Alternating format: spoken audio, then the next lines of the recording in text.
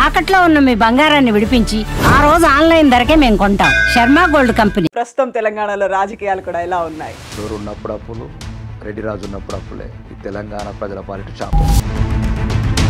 So 10 ఏళ్ల పాలన తర్వాత వచ్చినటువంటి కాంగ్రెస్ తీసుకొస్తున్నటువంటి సరికొత్త మార్పులు లేకుంటే తీసుకొచ్చినటువంటి కొత్త చట్టం ఎట్లా అనిపిస్తుంది మీకు? ముఖ్యమంత్రి రేవంత్ రెడ్డి గారికి కాంగ్రెస్ ప్రభుత్వంకు దమ్ము ధైర్యం ఉంటే పెద్ద తలకాయలతో మొదలు పెట్టండి. పేదవాడికి ఇల్లు లేదు, ఒక పెన్షన్ లేదు, ఒక చెప్పి ఛాలెంజ్ చేస్తున్నాయి ఈ ఇంటర్వ్యూ ద్వారా. ఈ కాంగ్రెస్ ప్రభుత్వం దమ్ముంటే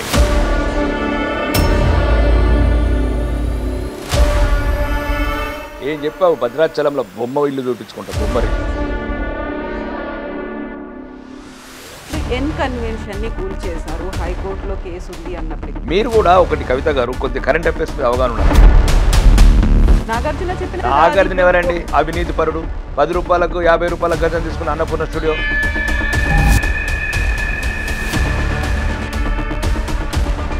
ఇదే నడుస్తున్న చరిత్ర. అవసరమైతే సినిమా తీసుకోకటి. రేవంత్ రెడ్డి సర్కార్కు సినిమా హీరోలు గొంతు నచ్చుతుండొచ్చు, అంటే మా అక్క చెల్లెల గొంతులు ఉండొచ్చు, మా కూతుర్ల గొంతులు ఉంటుండొచ్చు. ఎవడు పడితే వాడు కొడుకులు కులాల మీద టెలిఫోన్ ట్యాపింగ్ చేస్తారా? వాళ్ళు నా కొడుకులు అన్నదాత ఈ దాత అనుకుంటే ఒక ఈటీవీ, రవి ప్రకాశం ఆర్టీవీ, ఆడొకడేమో 9 టీవీ. ఇప్పుడు నిజంగా మనం ఎన్ఆర్ఐ పాలసీ మన రాష్ట్రం కేంద్ర ప్రభుత్వం పెట్టి అక్కడ ఉన్నటువంటి మన వాళ్ళ కష్టాలు బాధితులను తెలుసుకుంటుందా? ఇప్పుడు రేవంత్ రెడ్డి అనేవాడు మా సవతి తండ్రి. ఆ రోజు నిజాంరాజు మా ఆడబిడ్డలను అత్యాచారాలు చేసుకుంటూ హత్యలు చేస్తుంటే ఎవరైతే ఢిల్లీ పీఠం మీద కూర్చున్న సిగరెట్ బట్టి డ్యాన్సులు చేసే జవహర్లాల్ నెహ్రూ మా జాతిని పట్టించుకోలేదు. చెరువు పక్కన ఎట్లుంటాయండి గెస్ట్ హౌస్లు దొరలయి. కూల్చేయండి, ఒక్క గంట లోపల కూల్చేయండి. నాకు ఈ పవర్స్, నాకు స్పెషల్ ఆఫీసర్ పెట్టమని రంగనాథ్ గారితో ఉంటాను. మమతా బెనర్జీ సర్కార్ అపరాజిత అనేటువంటి కొత్త చట్టాన్ని తీసుకొచ్చింది. ఎవరైనా రేప్ చేస్తే వాళ్ళని ఇమ్మీడియట్గా ఉరిశిక్ష వేయాలి, వాళ్ళకి డెత్ పెనాల్టీ ఇవ్వాలి అనేది. మమతా బెనర్జీ గురించి ఈ దేశంలో ఎంత తక్కువ మాట్లాడితే అంత మంచిది. ఈ దేశానికి పట్టిన హిందువుల పాట దురదృష్టం. ఆమె పుట్టుకనే మా హిందువుల దురదృష్టం.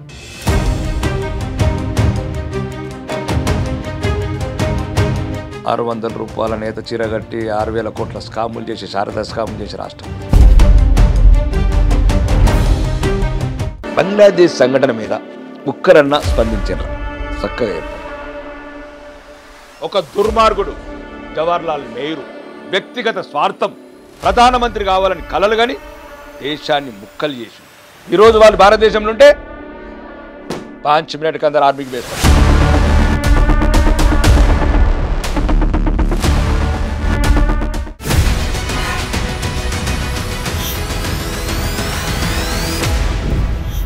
నమస్తే, welcome to iDream inside politics with Kavitha. Hydraa అవసరం ఆవశ్యకతని వానలు వరదలు తీసుకొచ్చాయి. హైడ్రాని కేవలం హైదరాబాద్కి మాత్రమే కాదు, తెలంగాణలోని ఇతర జిల్లాలకు వ్యాపింపచేయాలనే ఆలోచన, డిమాండ్ పెరుగుతోంది అని తెలంగాణ రాష్ట్ర ప్రభుత్వం చెప్తోంది. మరి హైడ్రా చేస్తున్న పనేంటి? దేని మీద ఫోకస్ పెట్టాల్సినటువంటి అవసరం ఉంది? మనతో పాటుగా ఉన్నారు రెడ్డి సాబ్, ఆర్మూర్ ఎమ్మెల్యే పైడి రాకేష్ రెడ్డి గారు. హలో సార్, నమస్తే, ఎలా ఉన్నారు? నమస్తే అండి కవిత, చాలా బాగున్నాను. చాలా బాగున్నారు. ప్రస్తుతం తెలంగాణలో రాజకీయాలు కూడా ఎలా ఉన్నాయి? ఏమున్నాయి రాజకీయాలు? రొటీనే అనిపిస్తున్నాయి. అసలు పెద్దగా ఏం లేదా? పెద్దగా ఏం లేదు. ఎక్కడి నుంచి అంటే ఇప్పుడు రాష్ట్ర ప్రభుత్వం ఏర్పడి 9 నెలలు అయింది. ఎటువంటి అభివృద్ధి లేకుండా రాష్ట్రం ముందుకు వెళ్తుంది. అదే రొటీన్. దూరం ఉన్నప్పుడు అప్పులు, రెడ్డి రాజు ఉన్నప్పుడు అప్పులే. ఈ తెలంగాణ ప్రజల పాలిట శాపం. అప్పులు తప్ప, అవినీతి తప్ప అభివృద్ధి కనుమరుగైపోయిన రాష్ట్రం ఇది. సో 10 ఏళ్ల పాలన తర్వాత వచ్చినటువంటి కాంగ్రెస్ తీసుకొస్తున్నటువంటి సరికొత్త మార్పులు లేకుంటే తీసుకొచ్చినటువంటి కొత్త చట్టం ఎట్లా అనిపిస్తుంది మీకు? ఏం చట్టాలు? హైడ్రా తీసుకొచ్చింది. హైడ్రా అనేది అది కాగితం పులా లేకపోతే కమిషన్ల గురించి తీసుకొచ్చాడ ఫైలు? డొల్లబోయిన కాంగ్రెస్ ఖజానా నింపడానికి ఢిల్లీలో. ఒకవేళ ముఖ్యమంత్రి రేవంత్ రెడ్డి గారికి కాంగ్రెస్ ప్రభుత్వంకు దమ్ము ధైర్యం ఉంటే పెద్ద తలకాయలతో మొదలు పెట్టండి. Owaisi brothers start from there. KTR గారు పైడి రాకేష్ రెడ్డి గారి కూలగొట్టండి ముందు. లేదు హంగామా చేసి మళ్ళీ ఎట్లయితే కాళేశ్వరం ప్రాజెక్టులో లక్షల కోట్ల అవినీతి అని ఈరోజు నోర్లు మూతబడ్డ కాంగ్రెస్ నాయకులకు ఇది అదే ఒక రకంగా ఇది ఆ రకంగానే చేస్తారని 100% ప్రజలు నమ్ముతున్నారు. కాబట్టి ఈ హైడ్రా అనేది ఒక పెద్ద డ్రామా అని నేను అనుకుంటున్నాను.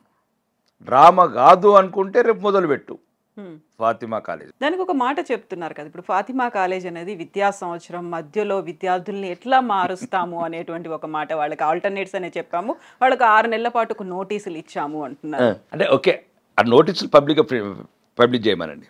లేదు ఆల్టర్నేటివ్ మా అవసరం అనుకుంటే మేము బీజేపీ పార్టీ తరపు నుంచి ఆ 6 నెలల వరకు స్టూడెంట్స్కు ఆల్టర్నేటివ్ కాలేజ్ అరేంజ్ చేస్తాం, కూలగొట్టండి.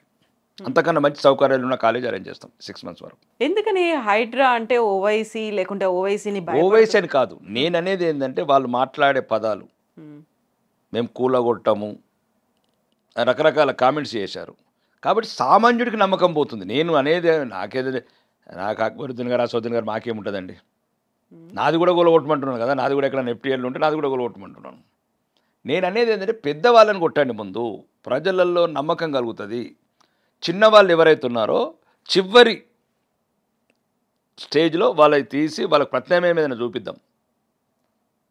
చాలా ఉంది భూమి, అవుటర్ రింగ్ రోడ్ చుట్టూ చాలా ల్యాండ్స్ ఉన్నాయి, కొండలు గుట్టలు, గవర్నమెంట్ ఇంకా అమ్ముకోవడానికి రెడీ పెట్టుకున్న భూములు బాగున్నాయి. దాంట్లో పేదవాళ్ళకి ఆల్టర్నేటివ్ ఉదాహరణకు సుమారు 20 లక్షల ఇల్లు మనం డిస్మెంటల్ చేసాం పేదవాడిది, వాడికి 20 లక్షల ల్యాండ్ ఇద్దాం, అక్కడ అవసరమైతే ఇల్లు కట్టిద్దాం. ఎక్కడికి ఇది ఎందుకు, ఇది ఒక ఆలోచన మాత్రం. నేను ప్రతి ఇంటర్వ్యూలో చెప్తున్నాను, ఈ ఆలోచన మంచిది, ఆచరణనే డౌట్. ఎందుకంటే డౌట్ వచ్చేలా వాళ్ళు, ఎందుకంటే అదే చెప్తున్నా, కాళేశ్వరం ఎటుపోయింది అవినీతి, మిషన్ కాకతీయ అవినీతి ఎటుపోయింది, మిషన్ భగీరథ అవినీతి ఎటుపోయింది, టెలిఫోన్ ట్యాపింగ్ ఎటుపోయింది, నయూమ్ డైర్ ఎటుపోయింది, సినిమా స్టార్ డ్రగ్స్ కేసు ఎటుపోయింది, గొర్రెల స్కామ్ ఎటుపోయింది, బర్రెల స్కామ్ ఎటుపోయింది. అంటే తీయటము, బ్లాక్మెయిల్ చేయటము, డబ్బులు తీసుకోవటము, ఢిల్లీకి పంపించటము, మళ్ళీ ఈ తెలంగాణ ప్రజలని మళ్ళీ ఒక రకమైన వెర్రి పూలని చేయటము. అంటే హైడ్రా కూడా కేవలం డైవర్షన్ చేయడానికి కోసమే రాజకీయంగా ముందుకు తీసుకొచ్చారనుకుంటున్నారు. నిరూపించుకోవాలి మీరు. అంటే ఇప్పటి వరకు మీరు 9 నెలల్లో చేసిన సంఘటనలు అవి ఆ రకంగా నిరూపితమవుతున్నాయి. 9 నెలల్లో మీ పరిపాలన కావచ్చు, మీ ప్రభుత్వం చేసిన అవినీతి కావచ్చు, లేకపోతే తెలంగాణ ప్రజలను మోసం చేసిన విధానం కావచ్చు, మహిళలందరికీ 2500 మహాలక్ష్మి ఇస్తామని కావచ్చు, లేకపోతే కౌలు రైతులకు 15,000 ఇస్తామని, ఆటో డ్రైవర్లకు 12,000 ఇస్తామని, విదేశీ విద్యార్థులకు 5 లక్షలు ఇస్తామని, లేకపోతే రుణమాఫీ రాష్ట్రంలో ఉన్న రైతులందరికీ రుణమాఫీ అని చెప్పి ఇప్పుడు 100 షరతులు పెట్టి రైతులను మోసపుచ్చినట్లు కావచ్చు, లేదు ఒక్క బస్సు కొనకుండా మహిళల ప్రాణాలతో చెలగాటమాడుతున్న ఉచిత బస్సు ప్రయాణం కావచ్చు, విద్యుత్ అని చెప్పి ఎటువంటి కొత్త విద్యుత్ ఉత్పత్తి చేయకుండా ఉన్న విద్యుత్తులో మళ్ళా ఈ అంతరాయాలు చేసుకుంటా పేదోళ్ళని మోసం చేసినట్టు కావచ్చు. చెప్పండి, ఒకటి చెప్పండి. మీరు వెళ్ళండి పల్లెలకు, వెళ్ళండి, కెమెరాలు ఉన్నాయి కదా, ఉన్నాయి కదా, మైకులు ఉన్నాయి కదా, ఎంతసేపు హైదరాబాద్ ఏముంటారు, వెళ్ళండి పల్లెలకు వెళ్ళండి. ఏమైంది ఇందిరమ్మ ఇల్లు? పేదవాడికి ఇల్లు లేదు, ఒక పెన్షన్ లేదు, ఒక ఛాలెంజ్ చేస్తున్నాయి ఈ ఇంటర్వ్యూ ద్వారా. ఈ కాంగ్రెస్ ప్రభుత్వం దమ్ముంటే ఈరోజే చెప్తున్నాను, ప్రభుత్వం ఏర్పడిన 9 నెలల్లో పేదవాడికి ఒక రేషన్ కార్డు ఇచ్చిందా, పేదవాడికి ఒక పెన్షన్ ఇచ్చిందా, పేదవాడికి ఒక ఇల్లు కట్టించిందంటే ఇప్పుడే నేరుగా వెళ్ళి అంబేద్కర్ పాదాల మీద అమరవీరుల సమాధి దగ్గర నా రాజీనామా పెడతాను. ఏం డ్రామాలా ఇది? దొరికినోడు దొరికినట్లు దోసుకుంతందుక మళ్ళీ మీరు మోసం చేసింది. రాజకుటుంబం అన్నారు, దొరల రాజ్యం అన్నారు. ఏది ఎక్కడ పేదల రాజ్యం చెప్పండి? దొరికినోడు దొరికినట్టు మళ్ళీ కబ్జాలు చేసుకుంటారు హైదరాబాద్లో. 4th సీజన్ కొత్త ప్లాన్లు చేసినావు చెప్పండి. మీ ఉన్న ఛానల్ అందరూ ఈరోజే బయలుదేరండి, ఈరోజే బయలుదేరండి. తెలంగాణ 33 జిల్లాలలో ఒక్క రేషన్ కార్డు ఇచ్చారా? మీరు మాత్రం ల్యాండ్ సెటిల్మెంట్లు, లేకపోతే కమిషన్లు తీసుకుంటా బిల్లు, పాత బిల్లు ఇచ్చుడు, 1000 కోట్ల అవినీతి, ప్రజలను మోసము. ముందు పేదవాడికి ఏం కావాలి? ఏం చెప్పావు? భద్రాచలంలో బొమ్మ ఇల్లు చూపించుకుంటా, బొమ్మరిల్లు. దయచేసి నిజం వైపు ప్రయాణించండి మీరు మీడియా కూడా. ఏదైతే 10 సంవత్సరాల రాజపరిపాలన మీ ఇరిగిపోయిన కళలు, ఎండిపోయిన కళలు, దొరల కాళ్ళ కిందున్న కళలు ఈరోజు తీయండి. అంతా 10 ఏళ్ల పాటు అక్కడే ఉందనుకుంటున్నారా మీరు? అవును, రైట్. అందరూ అక్కడే ఉన్నారు. కళలు, మైకులు అన్ని దొర పాదాల కింద కళాలను తాకట్టు పెట్టిన వాళ్ళు. నేనేమంటలేనండి, మంచి వాళ్ళు ఉన్నారు కాబట్టి మళ్ళీ ప్రజాస్వామ్యం నిలబడ్డది. ఇది మళ్ళీ మీకు అదే చెప్తున్నాను, మొత్తం వ్యవస్థ కుళ్ళిపోదండి. నేనేమంటున్నాను, మళ్ళీ మొదలైంది హైడ్రా, మూసి 150,000 కోట్లు. ఏందని మూసి 150,000 కోట్లు? ఎవడు చెప్పాడు? ఆదిలాబాద్ గిరిజన తండాలలో టీచర్లు లేరు, ఆర్మూర్ హై స్కూల్లో బాత్రూములు లేవు ఆడపిల్లలకు, ఎటువంటి శుభ్రత లేని హాస్టళ్ళు, భద్రత లేని హాస్టళ్ళు. ఇదా తెలంగాణ? బంగారు తెలంగాణ అని ఒకడు, వజ్రాల తెలంగాణ అని ఒకడు, ఫోర్త్ సిటీ అని ఒకడు. ఏమైంది? 33 జిల్లాలు ఎందుకు మర్చిపోతున్నారు? బతక నేర్చుకుని ఎట్లా బతక నేర్తాడు ఈ సిటీలో ఉన్నాడు? గుడ్డి తెలంగాణ, ఎడ్డి తెలంగాణ. ఔటర్ రింగ్ రోడ్ బయట ఉంది, రీజనల్ రింగ్ రోడ్ బయట ఉంది. ఆసిఫాబాద్ వెళ్ళండి. అయితే ఇవన్నీ ప్రభుత్వానికి తెలియదా? రేవంత్ రెడ్డి దాంట్లో డబ్బులు రావు, దాంట్లో కమిషన్లు రావు, పేదవారి రేషన్ కార్డులు వీళ్ళకే మిగులుతుంది. ఫోర్త్ సిటీ అంటే మొత్తం భూములన్నీ కబ్జా చేసుకోవచ్చు. మూసి అంటే ఎంతంటే అంత దోసుకోవచ్చు, కాళేశ్వరం ప్రాజెక్ట్ లాగా. అద్దన్న కాంట్రాక్టర్లు మళ్ళీ ముద్దెట్లయినరు? తెలంగాణ ప్రజల పట్ల గుదిబండ అన్న కాళేశ్వరం ఈరోజు ఎట్లా ముద్దుబండ అయింది? ఇన్ని విషయాలు, ఇన్ని అంశాలు, సమస్యలు ఉన్నాయనుకున్నప్పుడు వాటన్నిటిని ఎందుకు హైలైట్ చేయలేకపోతున్నారు? ప్రభుత్వం కావాలనుకొని పక్కదారి పట్టించింది, లేకపోతే చిత్తశుద్ధి లేదు హైడ్రాని తీసుకురావడంలో అనుకున్నప్పుడు ఇన్ని అంశాలు ఉన్నాయి. మీరు హైడ్రా ఒకటే అంటున్నారండి. ఇప్పుడు హైడ్రా ఇష్యూ కాదు, ఫోర్త్ సిటీ. ఉన్న సిటీని రియల్ ఎస్టేట్ పడిపోయింది రా బాబు అంటే ఫోర్త్ సిటీ కూడా పోతాడు. అసలు మీరు ఏమైనా ఆలోచిస్తున్నారా? మీరు ఈ సమాజంలో ఉన్నారా? హైదరాబాద్లో అంత ఇంత చదువుకున్న వాళ్ళు, ఇంక ఇంటలెక్చువల్ అని ప్రతి ఒక్కడు. సగం ప్లాట్లు కన్స్ట్రక్షన్స్ ఆగిపోయినాయి, ఇక్కడ రియల్ ఎస్టేట్ ఆగిపోయింది. అదే ఫోర్త్ సీట్ అట మహేశ్వరం సైడ్, అలా భూములన్నీ ఉన్నాయని. ఎవరు కారణం అంటారు ఇవన్నీ రియల్ ఎస్టేట్ ఆగిపోవడానికి? మేమేమంటున్నామంటే ఒకటేనండి, హైడ్రాన్ అంతేదో పెద్ద ఎక్స్పోజ్ చేస్తుంది ఈ మధ్యన మీడియా. ఏముందండి హైడ్రా? కూలగొట్టి, లేకపోతే నీకు నచ్చని వాళ్ళని కూలగొట్టి, నచ్చని డబ్బులు వసూలు చేసి ఢిల్లీకి పంపించడం ఎందుకండి? సో ఢిల్లీ కోసమే ఇప్పుడు కాంగ్రెస్ చేపడుతున్నటువంటి హైడ్రా కార్యాచరణ 100%. ఎందుకలా అంటే దేశంలో ఏదైతే వట్టిపోయిన కాంగ్రెస్ ఖజానాన్ని నింపతందుకు ఈయనకు పెట్టిన కండిషన్స్ అవే. మేము అడిగిన గప్పాలు కడుతున్నప్పుడు ఎట్లయితే మొఘలాయ సామ్రాజ్యులు, సామంత రాజులను ఎట్లయితే బ్లాక్మెయిల్ చేసి పేద ప్రజల రక్తం తాగినరో, ఇప్పుడు తెలంగాణ ప్రజల రక్తం తాగటానికి ఈ గాంధీ కుటుంబం మళ్ళీ తయారైంది. తరతరాల శాపం మాకు ఈ గాంధీ కుటుంబం, తెలంగాణ ప్రజల పాలిట శాపం నెహ్రూ కుటుంబం. ఆ రోజు నిజాం రాజు మా ఆడబిడ్డలను అత్యాచారాలు చేసుకుంటూ హత్యలు చేస్తుంటే ఎవరైతే ఢిల్లీ పీఠం మీద కూర్చున్న సిగరెట్ బట్టి డ్యాన్సులు చేసే జవహర్లాల్ నెహ్రూ మా జాతిని పట్టించుకోలేదు. ఒకప్పుడు నక్సల్స్ ప్రభావిత ప్రాంతంలో పేదరికం వల్ల రోజుకొక బిడ్డలు యువకులు చచ్చిపోతే ఇందిరాగాంధీ పట్టించుకోలేదు. గాంధీలు హిందూ ద్రోహులైన దేశభక్తులు. ఎప్పుడు ఈ కాంగ్రెస్ అనేది ఈ దేశానికి పట్టిన అరిష్టం. ఇప్పుడు హైడ్రా వచ్చిన తర్వాత మన ప్రకృతిని, పర్యావరణాన్ని కాపాడుకుంటున్నాం, మన చెరువుల్ని కాపాడుకుంటే రేపటి పొద్దున భవిష్యత్తు మన నెక్స్ట్ జనరేషన్కి ఒక ప్రొటెక్షన్ ఉంటుంది. మీరు కేవలం హైడ్రా అంటే కూల్చివేతలని అనుకుంటున్నారు, హైడ్రా అంటే మీరు అంటే అందరికీ ఉన్నటువంటి. నేను క్లియర్గా చెప్పాను కవిత గారు, నిన్నటి ఇంటర్వ్యూలో కూడా మనం చెప్పాను, ఇది భాగ్యనగర వాసుల బంగారు భవిష్యత్తుకు ఒక మంచి స్కీమ్ అని చెప్పాను. That is a different issue. ఒకవేళ నిజంగా నీలో చిత్తశుద్ధి ఉంటేనే అన్ని ఛానళ్ళు సపోర్ట్ చేస్తున్నా, కానీ మొదలుపెట్టి అక్కడి నుంచి ఉన్నోడి కాడికి వెళ్ళి మొదలుపెట్టు, లేనోడి కాడికి వెళ్ళి ఎందుకు మొదలుపెట్టాం ఆట? లేని వాళ్ళ దగ్గర అంటే ఇప్పుడు నేను లేని వాళ్ళకి ఒక దయచేసి మీరు ఫస్ట్ మధ్యతరగతి వాడికి, పేదవాడికి నమ్మకం కలగాలి ఈ ప్రభుత్వం మీద. నిజమే గౌరవనీయ ముఖ్యమంత్రి గారు రేవంత్ రెడ్డి గారు మానస పుత్రిక అనుకుంటారా, లేకపోతే పెంపుడు బిడ్డ అనుకుంటారా, హైడ్రాని ఏమనుకుంటారా అనుకోని, అంటే ప్రజల్లో నమ్మకం కలగాలి. పేదవాడికి, మధ్యతరగతి వాడికి ముందే ఈ ప్రభుత్వాల మీద నమ్మకం పోతున్నది. చట్టాలు అన్నీ ఉన్నవాడికి చుట్టాలైనవి. ఏది చేసినా గవర్నమెంట్ ఉన్న వాళ్ళకే చేస్తుంది. ఉన్నవాడికి అన్ని లొంగిపోతాయి అని ఒక భావనలో ఉన్న టైంలో మళ్ళీ ఈ హైడ్రాని మీరు అట్లనే ఉపయోగించకూడదు. ఇప్పుడు ఎన్ కన్వెన్షన్ని కూల్ చేశారు, హైకోర్టులో కేసు ఉంది అన్నప్పటికీ కూడా ఆ తర్వాత హైకోర్టులో కేసే లేదు, అది స్టే తెచ్చుకున్నారు. అక్కడ స్టే లేని స్టే దాని మీద కట్టడం. మీరు రంగనాథ్ గారి స్టేట్మెంట్ చూడండి. మీరు కూడా ఒకటి కవిత గారు కొద్దిగా కరెంట్ అఫైర్స్ మీద అవగాహన ఉండాలి. మీరు యాంకరింగ్ అయినంత మాత్రాన ఏదో అడిగినంత అంటే కుదరదు. నాగార్జున ఎవరండి? అవినీతి పరుడు. ఎక్కడండి 10 రూపాయలకు 50 రూపాయల గజం తీసుకున్న అన్నపూర్ణ స్టూడియో, అది పెద్ద కథలునే అలా చెప్పాలంటే ఎవడండి? పద్మలా studio, government land అమ్ముకున్నాడు Mahesh Babu, దొరికినోడు దొరికినట్లు. ఎక్కడండి రాఘవేందర్ రావు? దోసుకున్నారు మొత్తం మా తెలంగాణని. అయితే ఇవన్నీ ఇప్పుడు జరిగినవి కాదు కదా. ఏమేండి దోసుకుంటారా? ఎప్పుడు జరిగింది దోసుకుంటారా? 7 ఎకరాలు అంటే అట్లా కాదండి. 7 ఎకరాలు నాగార్జున ఎందుకు అవుతుంది? లీజ్కి ఇచ్చినాం, మేము పద్మలా స్టూడియోకి లీజ్కి ఇచ్చినాం. ఫోకస్ అనేది ఎవరు పెట్టాల్సి ఉండే అంటారా? అప్పుడు ఇక ఫోకస్ పెట్టినోడల్లా గిట్టనే చీకట్లో మళ్ళీ కలగటము, చీకట్లో సెటిల్మెంట్లు చేసుకోవడం, మళ్ళీ ఉదయం అయితే అందరూ బాయ్ బాయ్. ఇదే నడుస్తున్న చరిత్ర. అవసరమైతే సినిమా తీసుకోకటి. నీకు ఇప్పుడు యాంకరింగ్ అయిపోతే నడుస్తున్న చరిత్ర అని ఇట్లాంటి ద్రోవుల గురించి, ఇట్లాంటి దుర్మార్గమైన రాజకీయ నాయకుల గురించి చూడండి మీరు. ఇప్పుడు రాఘవేంద్రరావు గారిది అది ఏం కట్టాడు అక్కడ థియేటరు, దాని మీద ఇప్పుడున్న మాజీ మంత్రి తన్నీర్ హరీష్ రావు గారు కేసు వేశాడు. మళ్ళీ ఎన్ని సూట్ కేసులు వచ్చినాయో ఆ కేసు మర్చిపోయాడు. పద్మలా స్టూడియో మీద కేసు వేసిండ్రు. ప్రతి ఒక్కడు తెలంగాణ ప్రజల అమాయకత్వాన్ని వాడుకోవటం, దోసుకోవటం, రాజకీయ పదవులు పొందటం, కోట్లాది అవినీతి చేసుకుంటా హైదరాబాద్లో ఆస్తులు సంపాదించుకోవడం, సరిపోకపోతే విదేశీ బ్యాంకులకు పంపించడం. ఇప్పుడు వట్టిపోయిన కాంగ్రెస్ కోసమే ఇక్కడ నుంచి పంపిస్తున్నారు అనుకున్నప్పుడు మీ దగ్గర ప్రూఫ్స్ అవి ఏమైనా ఉన్నాయా? వీళ్ళని ఇంత బెదిరించారు, నోటీసులు ఇచ్చేసి వాళ్ళ నుంచి డబ్బులు గుంజుకుంటున్నారు అనేది? చాలా మంది బిల్డర్లు వచ్చి మాకు కూడా చెప్తున్నారు 50 రూపాయలకి ఎస్ఎఫ్టీ అడుగుతున్నారని. ఏ ఏరియాలో 50 రూపాయలకి ఎస్ఎఫ్టీ? చిన్న ఉదాహరణ చెప్తే అవినీతి ఎట్లుంటుంది అంటే మీకు ఒక ఊహ తెలుతుంది. మేము వచ్చినప్పుడు 10 సంవత్సరాల కింద కోకాపేటలో 12 అంతస్తుల వరకే పర్మిషన్. ఈరోజు 40 అంతస్తు 50 అంతస్తులు. ఎట్లా ఇచ్చారు 50 అంతస్తులు? ఎవరు పడితే వాడు ఎట్లా పెంచుతారు? రోడ్లు వెడల్పోయినాయా, డ్రైనేజ్ వెడల్పోయిందా, పవర్ లైన్స్ పెద్ద అయినాయా, లేకపోతే ఇంత హైట్లో ఇచ్చినప్పుడు అక్కడ ఉండే జనాలకు మీలాంటి వాళ్ళకు కష్టపడి రూపాయి జమ చేసి ఒక ఫ్లాట్ కొనుక్కుంటావు. రేపద్దా నువ్వు ఇక్కడ ఉండద్దా? నీ పిల్లలు నీ ఫ్యామిలీ సేఫ్ ఉండద్దా? ఇప్పుడే రోడ్లు క్రాస్ చేయలేకుంటున్నాము. ఉన్న 200 ఫీట్ల రోడ్డు 150 ఫీట్లు చేశారు. ఇదా లంచగొండి ప్రభుత్వాలు?